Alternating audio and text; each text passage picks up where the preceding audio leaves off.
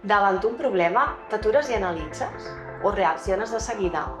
El pensament analític és la capacitat de qui no només veu les dades, sinó que sap llegir-les, entendre-les i prendre millor decisions. Per prendre decisions fonamentades, és important descompondre els problemes complexos en parts més petites, identificar connexions, analitzar cada part, combinar-les, sintetitzar-les i avaluar les propostes disponibles. Presentem una eina clau per pensar amb claredat i criteri. Presentem el pensament analític. El pensament analític és la competència que permet examinar una situació des de múltiples perspectives amb l'objectiu d'arribar a una comprensió més completa i generar noves idees i solucions.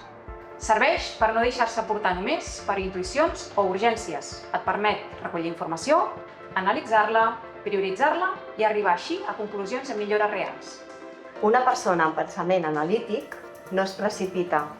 Sap que darrere de cada conflicte hi ha una estructura i sap que darrere de cada decisió hi ha una responsabilitat.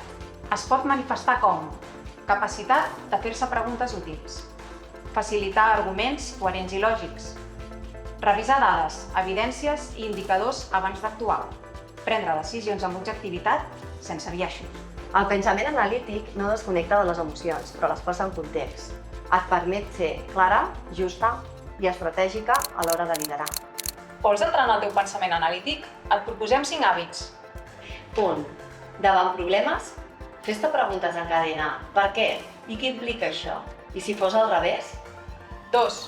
Utilitza aplicacions que siguin de gestió i anàlisis de dades. 3.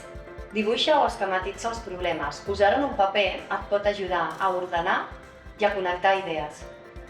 4. Estableix un temps per cada pas de l'anàlisi. La claredat requereix calma.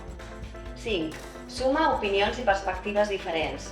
T'ajudarà a enriquir l'anàlisi. Pensar bé és moure't millor. I analitzar no és complicar, és aclarir. Dona't temps per entendre abans d'actuar. T'animes a treballar el teu pensament analític? Vine a Foment per treballar aquesta o altres competències i així millorar el teu perfil professional.